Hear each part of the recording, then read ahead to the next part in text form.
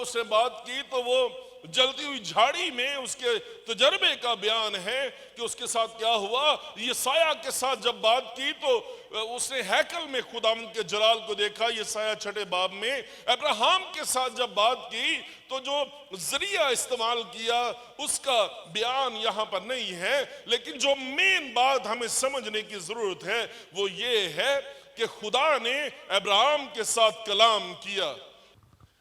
खुदा की आवाज को हम कैसे सुनते हैं? मैं आपको ये कहना चाहता हूं, जब खुदा आपको बुलाए और आपको आवाज दे तो आपको पता है कि ये आपके क्रिएटर की आवाज है, ये आपके रिडीमर की आवाज है। आपको पता है, आपको पता चल जाता है। जिसकी छवि पर हम बनाए गए हैं, जब वो बात करता है तो बाय नेचर हम जानते हैं कि ये खालिक की आवाज है, ये मालिक की, ये खुदावंद की आवाज है। हमें कन्विंस करने की जरूरत नहीं है कि ये किसकी आवाज है, क्योंकि हमारी जो फॉर्मेशन है, हमारा डीएनए उसके डीएनए से मिला हुआ है। हम उसकी छवि और उसकी सूरत पर ढाले गए हैं। सो हम जानते हैं अपने अंदर, अपनी रूह में हम जानते हैं कि ये हमारे खुदावंद की आवाज है। साइंसदान इस बात से हैरान है कि थाईलैंड के साहिलों पर जो बड़े बड़े कछुए हैं वो आते हैं, और ये कछुए जो हैं ये साहिल पर, रेत पर अपने पैरों से गड्ढे खोदते हैं, और गड्ढे खोद के ये उसमें अंडे देते हैं और फिर उसे कवर करके समंदर में चले जाते हैं। लाखों की तादाद में जब ये बेबी टर्टल्स पैदा होते हैं, इनमें जिंदगी और मौत की कशमकश शुरू हो जाती है। इनमें से कोई भी पानी के ऑपोजिट नहीं जाता। इनमें से हर एक पानी की तरफ दौड़ता है, समंदर की तरफ दौड़ता है। और साइंसदान इस बात से हैरान है कि इन नन्हे बच्चों को, जिनकी पैदाइश से पहले ही जो है उनको इस जगह पर छोड़ दिया गया है, अंडों की सूरत में उनको छोड़ दिया गया है, इन्हें किस तरह से मालूम है कि इन्होंने पानी की तरफ ही भागना है, और इनकी जिंदगी का दारोमदार जो है वो पानी में पहुंच जाने पर है। ये दौड़ जो जिंदगी की तरफ है, ये इनको किसने सिखाई है, ये इनको किसने बताई है? ये उनके डीएनए में है, और ये उनको सिखाने की या समझाने की जरूरत नहीं है। बिल्कुल इसी तरह से जब खुदा हमारे साथ बात करता है, खुदा हमारे साथ बोलता है, हमें पता है हमने किस तरफ भागना है, हमारी जिंदगी का दारोमदार किस तरफ है। हम खुदा की छवि और उसकी सूरत पर ढाले गए हैं और हम उस तरफ जाते हैं। अब्राहम के साथ खुदा ने बात की। कैसे बात की ये इंपॉर्टेंट नहीं है, लेकिन खुदा ने बात की ये इंपॉर्टेंट है। बाइबल मुकद्दस में अब तक 5 दफा, 11वें बाब तक 5 दफा लानत का जिक्र है। तीसरा बाब पैदाइश की किताब उसकी 14वीं आयत में, तीसरा बाब 17वीं आयत में, चौथा बाब 11वीं आयत में, 8वां बाब 21वीं आयत में, 9वां बाब 25वीं आयत में, 11 बाब में 5 दफा लानत का जिक्र है। पैदाइश की किताब 12वां बाब और उसकी 3 आयतों में, पहली 3 आयतों में 5 बार बरकत का जिक्र है। सो बनी नौ इंसान जो अब्राहम से पहले लानत की तहों में थी, अब्राहम के वसीले से यूं महसूस होता है जैसे फ्लड गेट्स खुल गए हैं, जैसे सैलाब आ गया है, जैसे ये बंद जो बरकतों का था ये टूट गया है, और जमीन पर खुदा की बरकतें जो हैं वो जारी और सारी हो गई हैं। 5 बार बरकत का जिक्र है। तू बायसे बरकत हो, बरकत दूंगा। जो तुझे बरकत दें मैं उनको बरकत दूंगा, जो तुझ पर लानत करें उस पर मैं लानत करूंगा, और जमीन के सब कबीले तेरे वसीले से बरकत पाएंगे। बरकत का मतलब है जिंदगी। आमीन। बरकत का मतलब है खुदा का जलाल, बरकत का मतलब है खुदा की हुजूरी। 3 चीजें हैं जो खुदा ने अब्राहम को छोड़ने के बारे में कहा। पहली बात, खुदा ने उससे कहा अपने वतन को छोड़ दे। दूसरी बात, खुदा ने कहा अपने लोगों को छोड़ दे, अपने नातेदारों को छोड़ दे। और तीसरी बात, खुदा ने कहा अपने बाप के घर को छोड़ दे, अपने मुल्क को छोड़ दे, अपने वतन को छोड़ दे, जिन लोगों को तू जानता है उनको छोड़ दे, और अपने बाप के घर को छोड़ दे। ये वफादारी का टेस्ट है, ये फर्माबरदारी का टेस्ट है जो खुदा ने अब्राहम के सामने रखा है। और जबरदस्त पहलू ये है, जबरदस्त बात ये है, इस बात को समझें, ध्यान से सुन लें। ये जो फर्माबरदारी का टेस्ट है, अब्राहम इसमें पास हुआ है, ठीक है। और चूंकि फर्माबरदारी के टेस्ट में पास हुआ है, इस सबब से बरकत उसकी जिंदगी में है, इस सबब से सक्सेस उसकी जिंदगी में है। हम हमेशा सरफराजी के पीछे भागते हैं, हम हमेशा कामयाबी के पीछे भागते हैं, हम ये सोचते हैं हम बहुत कुछ अचीव कर लें। मैं आपको ये कहना चाहता हूं, हम नाकाम होते हैं। और ये जो सक्सेस के पीछे भागना, जो कामयाबी के पीछे भागना, जो अचीवमेंट्स के लिए इतनी हमारी भूख और प्यास और तड़प है, हम बुरी तरह से नाकाम होते हैं। जो असल कामयाबी है, जो जेन्युइन कामयाबी है, वो फर्माबरदारी के बाद है। कहीं नहीं लिखा कि खुदा कामयाब लोगों को ढूंढ रहा है, कहीं नहीं लिखा कि खुदा सक्सेसफुल लोगों को ढूंढ रहा है, कहीं नहीं लिखा कि जिनकी बड़ी अचीवमेंट्स है खुदा उनको ढूंढ रहा है। खुदा कामयाब लोगों को नहीं ढूंढ रहा, खुदा ओबीडिएंट लोगों को ढूंढ रहा है, खुदा फर्माबरदार लोगों को ढूंढ रहा है। और जो लोग खुदा की ताबे फरमानी करते हैं, फर्माबरदारी करते हैं, जो खुदा की बात को मान लेते हैं, उसके वफादार होते हैं, उनकी जिंदगियों में खुदा सक्सेस को भी लेकर आता है, उनको खुदा कामयाब करता है। सो आज से नौजवान बेटों और बेटियों और बहनों और भाइयों, मैं आपको ये कहना चाहता हूं, अगर आप आज तक कामयाबियों के पीछे भाग रहे हैं, अगर आप ये सोचते हैं मैं अपना नेम बना लूं, अपना फेम बना लूं और फिर अपना फ्रेम बना लूं, जो नेम और फेम और फ्रेम के पीछे भागते हैं वो लोग कामयाब नहीं हैं। वो लोग असल में कामयाब हैं जो खुदा की फर्माबरदारी करते हैं। आमीन। और खुदा की फर्माबरदारी में कामयाबी छुपी हुई है, खुदा की फर्माबरदारी से अलहदा होकर कामयाबी नहीं है। फिलिपियों के नाम खत, उसके दूसरे बाब को हमने स्टडी किया है, उसकी पहली 11 आयत को पिछले दिनों में, पिछले हफ्तों में हमने स्टडी किया है, और हम इस पैसेज से बड़ी अच्छी तरह फेमिलियर हो गए हैं, हम वाकिफ हो गए इस हवाले से। और उसमें अगर आप गौर करें तो बाइबल मुकद्दस ये कहती है, उसने खुदा के बराबर होने को कब्जे में रखने की चीज ना समझा, बल्कि क्या कर दिया, अपने आप को खाली कर दिया और इंसानी शक्ल में जाहिर होकर अपने आप को क्या कर दिया, पस्त कर दिया, और यहां तक फर्माबरदार रहा। आमीन। फर्माबरदार रहा कि उसने मौत, बल्कि सलीबी मौत गवारा की। और बाइबल में आगे चल के क्या लिखा है, इसी वास्ते खुदा ने उसे बहुत सर बुलंद किया और उसे वो नाम बख्शा जो सब नामों से आला है।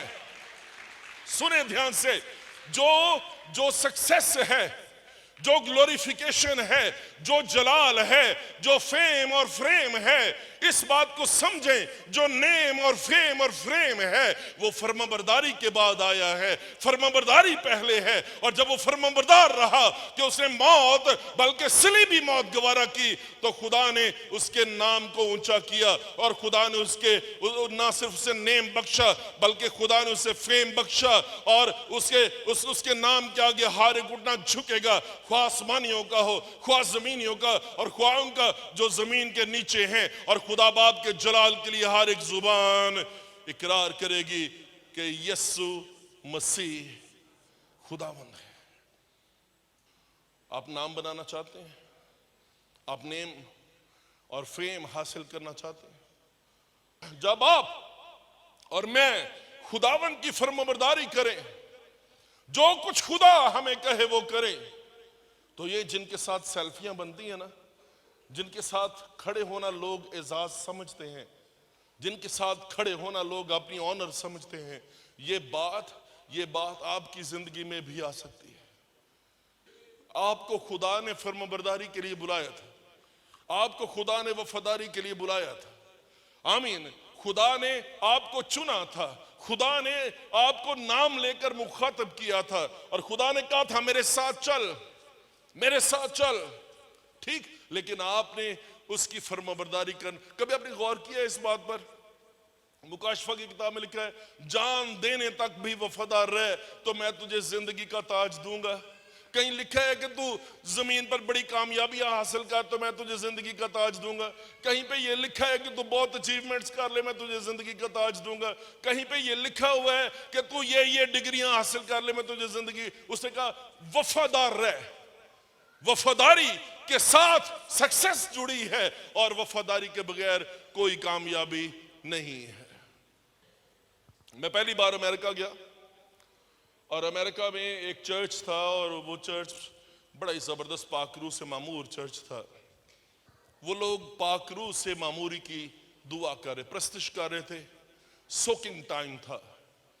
सोकिंग टाइम वो होता है जब आप पाकरू की हजूरी में भीगते चले जाते हैं। तो मैं जमीन पर ऊंधे मुंह लेटा हुआ और मैं खुदावंद के हजूर में दुआ कर रहा।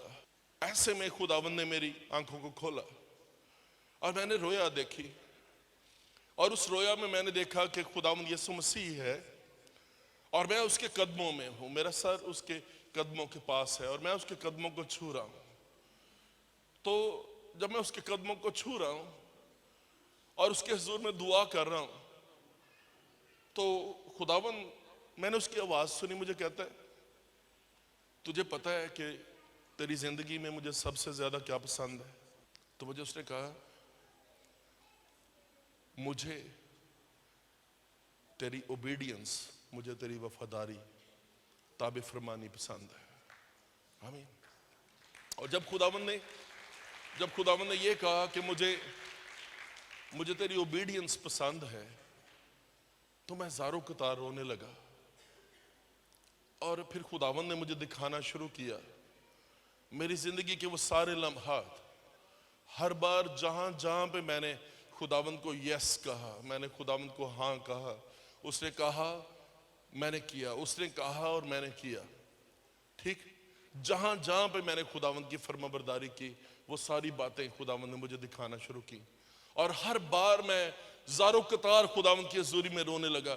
और मैं खुदावंद से सिर्फ एक ही बात कह रहा था, मैं कि खुदावंद सिर्फ तुझ में एबिलिटी है, सिर्फ तुझ में ये अहलियत और काबिलियत है कि तू किसी शख्स की सारी जिंदगी को एक लफ्ज में समो सकता है, एक लफ्ज में जो है उसे समराइज कर सकता है, एक लफ्ज में उसका खुलासा बयान कर सकता है। किसी इंसान के बस की ये बात नहीं। अगर तू मुझसे कहे कि खुदावंद मैं अपनी सारी जिंदगी को एक लफ्ज में बयान कर दूं, ये नहीं हो सकता, लेकिन खुदावंद तू ऐसा कर सकता है। खुदावंद खुदा, सिर्फ तू ऐसा कर सकता है खुदावंद खुदा। और मैं आपसे ये कहना चाहता हूं, अब्राहम की जिंदगी और मैं और आप जो छोटे छोटे ईमानदार हैं, हमारी जिंदगियों में सिर्फ एक ही बात है जो खुदावंद देखना चाहता है और वो बात जिसकी वो तलाश में है वो यस है, वो फर्माबरदारी है, वो खुदावंद की ताबे फरमानी है। मत भागे सक्सेस के पीछे, खुदावंद की वफादारी में तरक्की करें और खुदावंद आपको सरफराज करेगा। आमीन। सरफराजी का रास्ता फर्माबरदारी के वसीले से होकर जाता है। आमीन। और ये ऐसा नहीं है कि बाईपास बन गया और आप फर्माबरदारी को स्किप कर दें और आप डायरेक्ट सक्सेस तक पहुंच जाएं, ऐसा नहीं हो सकता। अब आप ये कहेंगे कि पादरी साहब, अब्राहम तो ईमानदारों का बाप था और अब्राहम तो जायंट है, इतनी कदावर शख्सियत के साथ मैं किस तरह से अपने आप को कंपेयर कर सकता हूं, मैं किस तरह से अपने आप को मुवाजना कर सकता हूं, मैं किस तरह से उसके साथ अपने आप को कंपेयर कर सकती हूं? पादरी साहब, मैं आपको एक बात कहना चाहता हूं, अजीब बात यह है कि जो क्राइटेरिया अब्राहम के लिए था वही क्राइटेरिया हमारे लिए है। जो अजीब हालात अब्राहम के लिए थे उसी तरह से अजीब हालात हमारे लिए भी हैं। एक शख्स जिसकी उम्र 75 साल है, 75 साल की उम्र में उसने खुदा को कबूल किया। कैसी अजीब सिचुएशन लगेगी कोई हमें ये कहे खुदा ने मुझे कौमों का बाप होने के लिए बुलाया है, और वो शख्स जो है वो खुद बे औलाद हो, उसकी कोई औलाद ना हो 75 साल की उम्र में, है ना, और फिर 100 साल की उम्र तक, 25 साल के बाद भी उसकी जिंदगी में खुदा का जो वादा औलाद के लिहाज से, वो कहता है तू कौमां दा बाप बनने दे बारे छड़, तू किसी एक बच्चे का ही बाप बन जा। समझ आ रही है? सारी बातें जस्मानी तौर पे, दुनियावी तौर पे अब्राहम के खिलाफ जा रही हैं। जो फिजिकल कंडीशन है, जो वर्ल्डली कंडीशन है, जो दुनियावी हालात और हकीकत है, वो सब कुछ तो अब्राहम के अगेंस्ट है। यूं महसूस होता है सारी हवाएं अब्राहम के खिलाफ चल रही हैं। लेकिन मैं आपको ये बात कहना चाहता हूं, आपको सारी दुनिया की हवाएं आपके खिलाफ चले, घबराने की जरूरत नहीं है। अगर एक आपकी फेवर में है, अगर खुदा आपके साथ खड़ा है, तो सारी दुनिया एक तरफ है, सारी कायनात एक तरफ है, और खुदा का कलमा, खुदा की बात, खुदा का वादा जो आपकी जिंदगी में है, वो ज्यादा वजन रखता है। एक इनफरादी शख्स को खुदा ने चुन लिया, खुदा ने ले लिया, और उसके वसीले से वो कहता दुनिया की सारी कौमें और कबीले तेरे वसीले से बरकत पाएंगे। एक इंडिविजुअल को लेने की बात आज भी ऐसा ही है। खुदा उस एक इंडिविजुअल की राह देख रहा, उसका इंतजार कर रहा है, जो उसकी आवाज को रिस्पॉन्ड करे, जो उसकी आवाज का जवाब दे सके। बाइबल को पढ़ें, क्या लिखा है वहां पे? खुदा ने हमें फ्रेश स्टार्ट दिया है, खुदा ने हमें नया आगाज दिया है। नया आगाज जो खुदा ने हमें अब्राहम की तरह दिया है, उसके बारे में अगर आप सीखना चाहें, अगर आप पढ़ना चाहें, पढ़ें यूहन्ना की इंजील, उसका 3 बाब और उसकी 16वीं आयत। खुदा ने दुनिया से ऐसी मोहब्बत रखी, उसने अपना इकलौता बेटा बख्श दिया। सारी दुनिया से मोहब्बत रखी, सारी दुनिया को खुदा ब्लेस करना चाहता है, सारी दुनिया को खुदा बरकत देना चाहता है, सारी दुनिया में खुदा काम करना चाहता है। लेकिन सारी दुनिया तक पहुंचने का जो राज है, जो तरीका है, वो उस एक शख्स के वसीले से है। जो कोई उस पर ईमान लाए हलाक ना हो, बल्कि वो हमेशा की जिंदगी पाए। ये जमा का सीगा नहीं है, ये वाहिद है, ये सिंगुलर है, ये एक इंडिविजुअल के लिए बुलाहट है, जो कोई खुदा की बात का, उसकी आवाज का जवाब देना चाहे। जो बात खुदा ने अब्राहम को ब्लेस करने के हवाले से कही और उसके वसीले से ब्लेस करने के हवाले से कही, वही बात उसने मुझे और आपको कही है। मत्ती की इंजील पढ़े, उसका 5वां बाब, वहां पे क्या लिखा हुआ है? तुम दुनिया का नूर हो। जो शहर पहाड़ पर बसा है वो छिप नहीं सकता, और चिराग जलाकर पैमाने के नीचे नहीं, बल्कि कहां पे रखते हैं? ये आपके चर्च में लगी हुई सारी लाइटें इस बात का सबूत हैं कि हर वो शख्स जो रोशन हो जाएगा, हर वो शख्स जो मुनव्वर हो जाएगा, हर वो शख्स जो दूसरों के लिए बरकत का बायस होगा, खुदा उसे जलाल देना शुरू कर देगा, खुदा उसे बुलंदियों पर ले जाना शुरू कर देगा। कोई शख्स चिराग जलाकर पैमाने के नीचे नहीं, उसे चिरागदान पर रखते हैं ताकि घर के सब लोगों को रोशनी पहुंचे। और मैं आपको ये कहना चाहता हूं, अब्राहम की सूरत में खुदा ने एक जिंदगी को रोशन किया है। अब्राहम की सूरत में खुदा ने बरकत का वादा किया है। अब्राहम को बुलाने के वसीले से खुदा ने एक इंडिविजुअल को, एक इनफरादी शख्स को बुलाया है, और उसके वसीले से खुदा ने उसे कायम कर दिया है। और ये कहे तेरे वसीले से दुनिया की सारी कौमें, सारे कबीले बरकत पाएंगे। आमीन। समझे इस बात को? उसने कहा जो तुझे बुझाने की कोशिश करे उसे मैं बुझा दूंगा, जो तुझे इनकरेज करें उनको मैं सपोर्ट करूंगा, उनको मैं इनकरेज करूंगा। इसका मतलब है जो तेरे साथ जुड़ जाएंगे वो बरकत पाएंगे, लेकिन जो तेरे मुखालिफ होंगे उनकी मुखालफत मैं करना शुरू कर दूंगा। जो तुझे प्रमोट करे उनको मैं प्रमोट करूंगा, लेकिन जो तुझे अपोज करे उनको मैं अपोज करूंगा। हमारे पास इख्तियार है, हमारे पास बरकत है, जिंदगी तो हमारे पास है, और ये जिंदगी खुदावंद यीशु मसीह की जिंदगी है जो उसने मुझे और आपको दी है। और बाइबल मुकद्दस को पढ़े, यूहन्ना की इंजील में क्या लिखा है? हकीकी नूर जो हर एक आदमी को रोशन करता है वो दुनिया में आने को था। अब्राहम को उस हकीकी नूर ने रोशन कर दिया था और उसे पूरी दुनिया के लिए चिराग बनाकर खड़ा कर दिया था और उसे कहा था तू वो फ्लड लाइट है जो दुनिया को मुनव्वर कर देगी, जो दुनिया को रोशन कर देगी, जो दुनिया को बरकत देगी। और मैं और आप, मुझे और आपको भी तो वो यही कहता है और हमें ये कहता है कि तुम दुनिया का नूर हो। जो शहर पहाड़ पर बसा है वो छिप नहीं सकता। और ये पहाड़ गुलगुता का पहाड़ है। ये मुकाम खोपड़ी का मुकाम है जहां पे यीशु मसीह ने अपनी सलीब के वसीले से मुझे और आपको रोशन कर दिया है। ये मुकाम, ये पहाड़ असल में उसकी खाली कब्र है जहां पे जिंदगी अंदर गई है, जिंदगी को जज़ब नहीं किया, जिंदगी को अपने कंट्रोल में नहीं रख सकी। ये ब्लैक होल नहीं है बल्कि उसकी खाली कब्र जो है वो मुनव्वर है, वो जगह बन गई है जो बतेरों को रोशन करती है और उसने पूरी दुनिया को अपने उजाले से, अपनी रोशनी से और अपने जलाल से भर दिया है। आप मसीही हैं, आप मुल्क पाकिस्तान में हैं, आप मुल्क पाकिस्तान के नूर हैं। तीन बातें हैं जो अब्राहम की जिंदगी में है, जो बातें मुझे और आपको आज अपनी जिंदगियों में ले लेने की जरूरत है। पहली बात, रीच अप टू गॉड, खुदा तक पहुंचे, खुदा के साथ ताल्लुक दुरुस्त कर ले, तौबा में शामिल हो जाए, नई पैदाइश का तजर्बा हासिल कर ले। यह बुनियादी बात है और अब्राहम की जिंदगी में यही हुआ था। अब्राहम ने खुदा के साथ रेकंसाइल कर लिया था, उसने खुदा के साथ सुलह कर ली थी। आमीन। उसकी खुदा के साथ दोस्ती हो गई थी। और अगर मेरी और आपकी इनफरादी तौर पर खुदा के साथ सुलह और दोस्ती हो जाए तो समझे कि ज्यादातर मसाइल हल हो गए हैं। आमीन। और यही बात तो वहां पे 3:16 में लिखी है, जो कोई उसे कबूल करे, जो कोई उस पर ईमान लाए वो हलाक ना हो। है ना, जिसकी खुदा के साथ सुलह हो जाए, जो खुदा तक पहुंच जाए और खुदा जो उस तक पहुंच गया है उसे वो यस कह दे, उसे अपनी जिंदगी में ले आए। ये वो बात है जो इनफरादी तलक खुदा के साथ बन जाना है।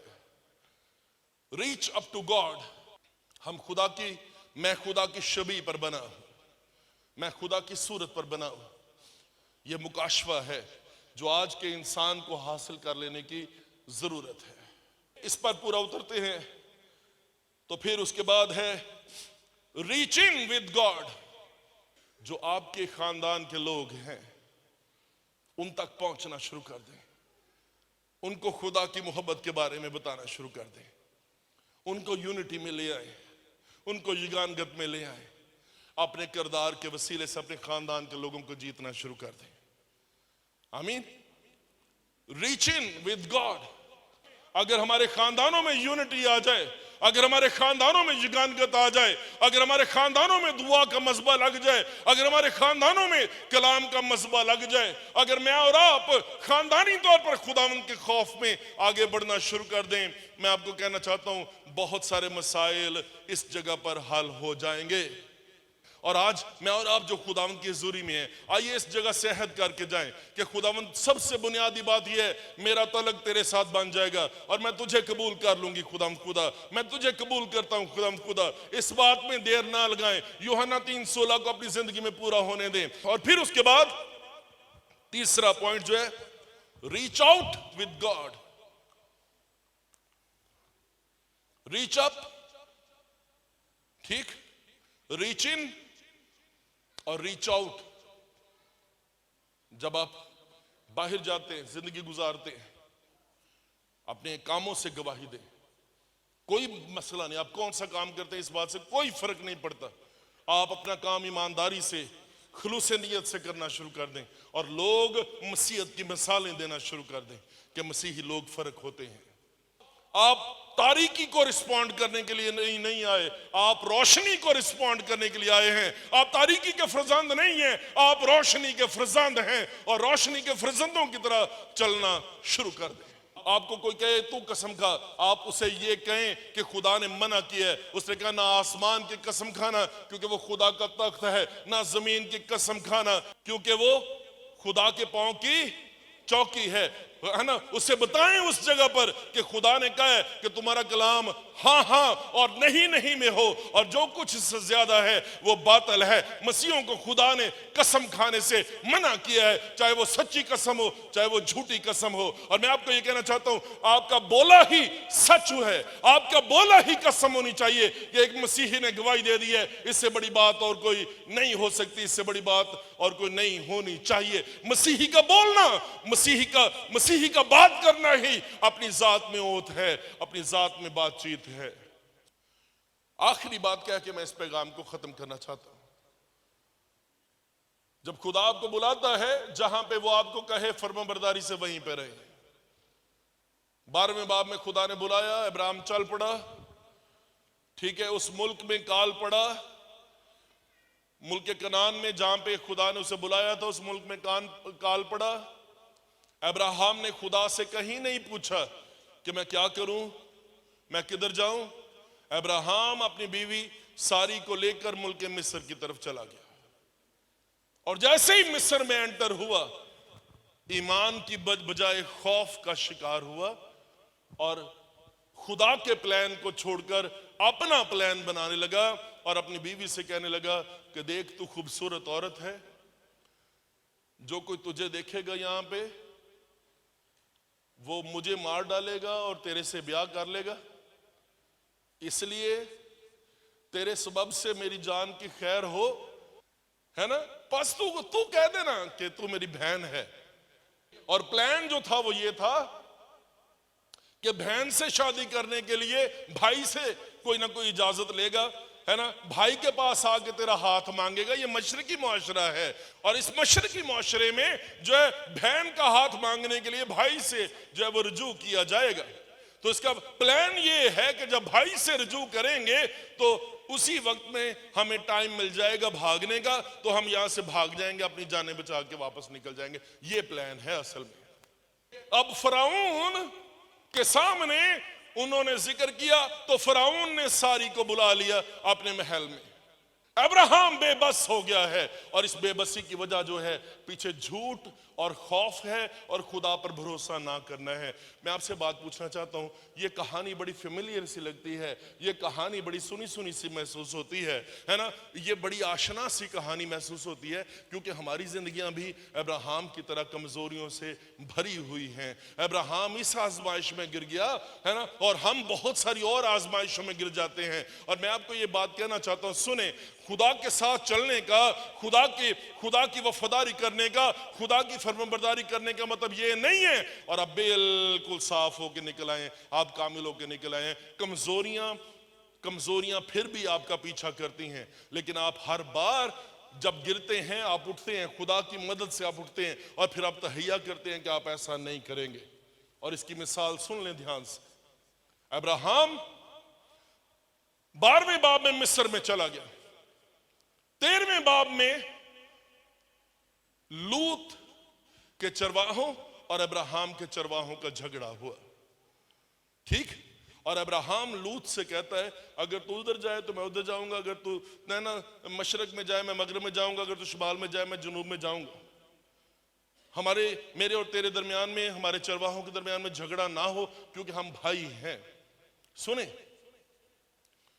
अपनी जान बचाने के लिए पहले मिस्र में भाग गया था। अब 13वें बाब में लूत ने सदूम और अमूरा का और सारी तराई का, जहां पे जमीन बड़ी जरखेज थी, उस हिस्से को चुन लिया। और अब्राहम जो है वो 12वें बाब से जो सबक उसने सीखा था, उसने कोई लालच नहीं किया कि वो जरखेज जमीन में चला जाएगा। वो बंजर जमीन की तरफ चल पड़ा, क्योंकि उसने खुदा पर इनसार करना, खुदा पर भरोसा करना सीख लिया है। और वो भरोसा करना जो है उसने 12वें बाब से सीखा था। ये सबक सीख के निकला था, और ये सबक जो सीख कर निकला था वो सबक 13वें बाब में उसकी अमली जिंदगी में हमें नजर आता है। अजीब बात यह है, जहां पे अब्राहम फेल हो गया वहां पे खुदा की कुदरत शुरू होती है। बाइबल में क्या लिखा है? खुदा ने फराउन पर बड़ी बड़ी बलाएं नाजिल की। किसके सबब से? 17वीं आयत। पर खुदावन ने फराउन और उसके खानदान पर अब्राम की बीवी सारी के सबब से बड़ी बड़ी बलाएं नाजिल की। ये बात 17वीं आयत में लिखी है, ये लिखा गया है अब्राम की बीवी सारी के सबब से। इसका मतलब ये है ना सिर्फ अब्राम खतरनाक है बल्कि उसकी बीवी सारी उससे ज्यादा खतरनाक है। अब्राम की बीवी सारी के सबब से खुदा को इंटरवीन करना पड़ा। इस एक इंडिविजुअल शख्स की क्या वैल्यू होगी, इसकी क्या वक़्त होगी, इसकी क्या कदर होगी जिसे खुदा ने चुना है, जिसे खुदा ने बुलाया है। कभी आपने सोची है ये बात कि जो कोई तुम्हें छूता है वो मेरी आंख की पुतली को छूता है। सबसे नाजुक लेकिन सबसे महफूज आपको खुदा ने चुना है। आप मसीह हैं, आप ईमानदार हैं, तो डरते और घबराते क्यों हैं? आपकी बड़ी वक़्त है, आपकी बड़ी वैल्यू है, और खुदा आपकी वजह से वो कौमों और उम्मतों को दे देगा। खुदा गयूर खुदा है।